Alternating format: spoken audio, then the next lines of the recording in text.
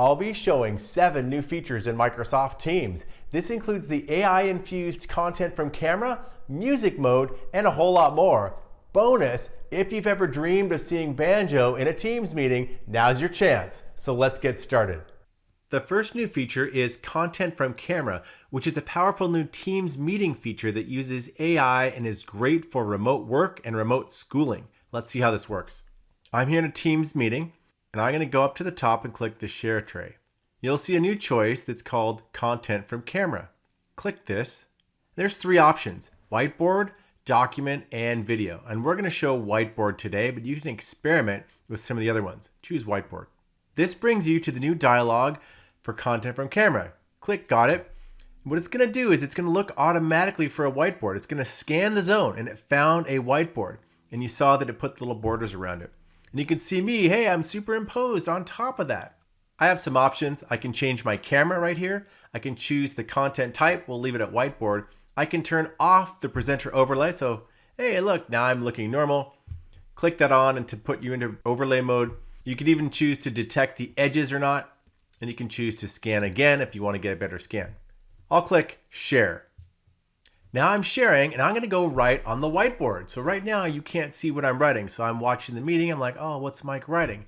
When I'm done writing, the AI is going to detect this. So now TPS report has been detected. Now watch what happens. I can get in front of that. I underline it. So now I can get in the whiteboard and write things, and it overlays. It's really powerful. Hey, look at me. I'm dancing in front of the TPS report. And you always got to make sure to have those cover sheets. So this is a really great way for remote work and hybrid work. Hey, here I am. You could say, don't overlay the presenter. I could also choose snapshot. Watch what happens there. Now there's a snapshot of that whiteboard in the lower right. The second new feature is music mode, which is a great new way to be able to play live music over a Teams meeting and have it sound great. So to turn on music mode in meetings, I'm going to go to the 3-dot menu and choose Settings. Now go over to Devices. Now go down to High Fidelity Music Mode here. Turn that on. We'll leave Enable Echo Cancellation on by default. You can turn that off, but if you do, use headphones. Now we'll close. Now we're going to join into a meeting. Click Join. Now I'm in my meeting, and you're going to see this little music note has appeared here. Enable High Fidelity Audio Mode. Let's turn that on. Now High Fidelity Audio Mode is turned on. Now, when I start playing an instrument, let's say, it's going to broadcast out in much higher quality. So let's try that out. Hey, I've got Clippy here with me, got my guitar, and in Seattle area in the fall, it kind of gets rainy, so we like to sometimes play this song.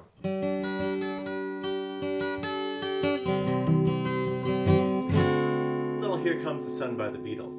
Now, if guitar doesn't do it for you, I've got another option that'll really spice up your next Teams meeting. When's the last time you had a little banjo in your meeting?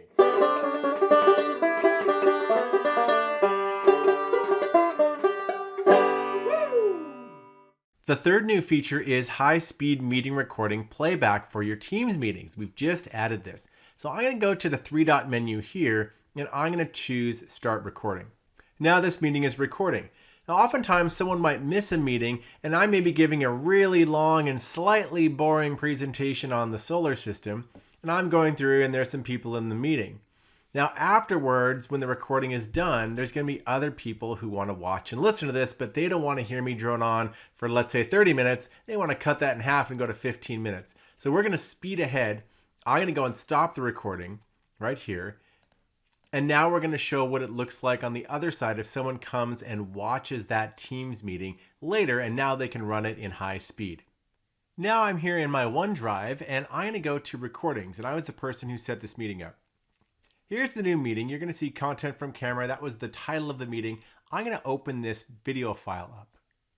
Now here's the meeting, and what you're going to note is in the lower right here, it says 1x. That means normal speed. If I want to speed this meeting up or slow it down, I can choose. So let's make it high speed because I won't listen to myself talk that long. So we'll go 2x and hit play. Now this meeting is recording. Now, oftentimes someone might miss a meeting, and I may be giving a really long and slightly boring there we presentation on the go. solar You system. can speed it up, slow it down. Maybe you just want 1.5x. And I'm going through, and there's some people in the meeting.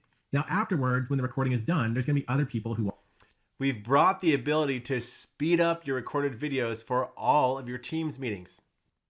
The fourth new feature is an inclusive and accessible one, and it is CART captioning for Teams meetings. CART stands for Communications Access Real-Time Translation. This is a common way to bring someone in who might provide real-time captions and translation. To create a CART link, go to the three-dot menu here, choose Meeting Options. Now scroll down to Provide CART Captions, turn that to On.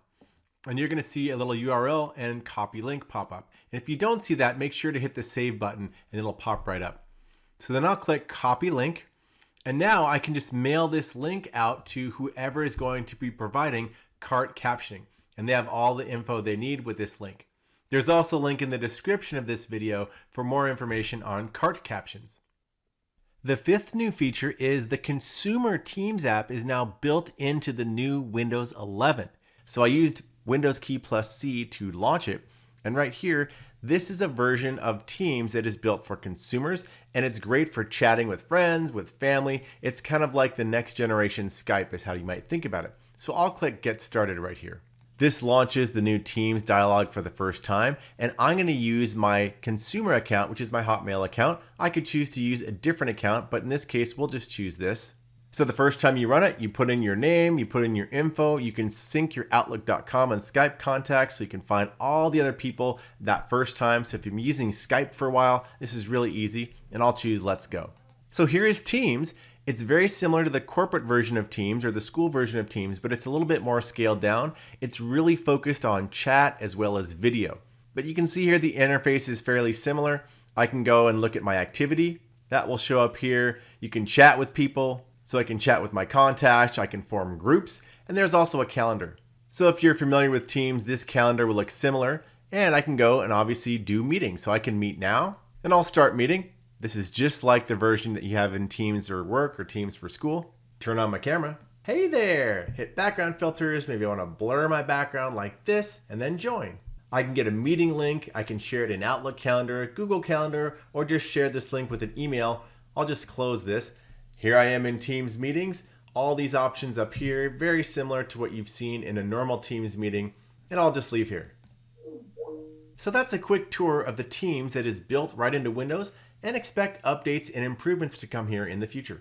The last thing I'll show with Teams in Windows 11 is the compressed mode. So Teams is running in the background here, and if I click it, it's a lot like Skype. So I have my contacts here, and I could go click here and start a chat with Ari or a call or a video call. We'll close it. And I have my chats, my contacts. I could do chat or meet right here. So this is just a little quick view. The sixth feature are a set of improvements for keyboard shortcuts, especially in chat. So I've got a chat message here, and I'm going to go up to the top. And if I have the focus right here, if I click here, if I do Shift F10, it opens up that context menu. And I can navigate the little focus up and down in the context menu, and then hit Escape to go away. If I want to put the focus back on the bottom where I want to type a new message, if I do Control-Shift-R, you can see the focus jumped right back down to the bottom. In addition, when you navigate with the Tab key or Shift tab, you have more options to move around the page. So I will click Tab, and you can watch the focus right here on the little A pencil, and I hit Tab and it jumps here. And as I tab, it moves around the page. It goes to the top and then through the buttons there. And so it allows you to navigate the entire page with the tab. You can watch this little black square move. And if I do Shift Tab, it goes back in the other direction. So here to here to here. So those are just a few improvements they've made to chat to make it a little more easier to navigate with the keyboard. The seventh new feature is a set of dramatic improvements to the Teams IT Admin Center. So I've signed into Office.com as the IT admin here, and I'm going to go down to the lower left and click the admin icon. Now I'll click Show All, and I'll scroll down at the bottom and choose Teams. Now first up is this Teams section, and I'll expand it.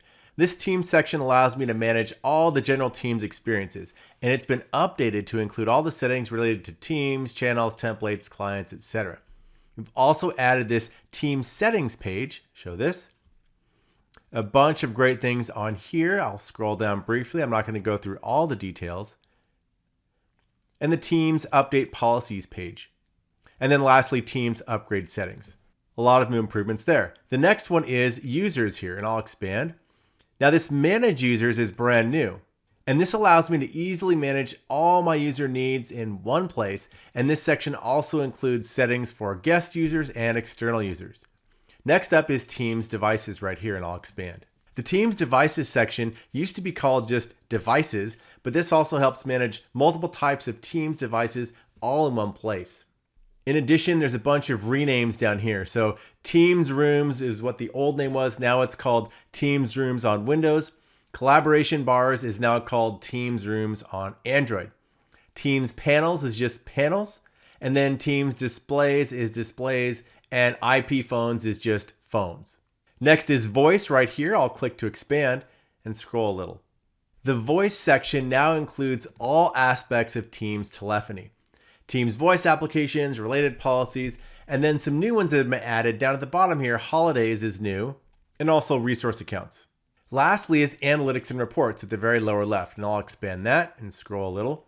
This area gives you easy access to web reports, analytics, and the reporting labels page is new, and it's been added here.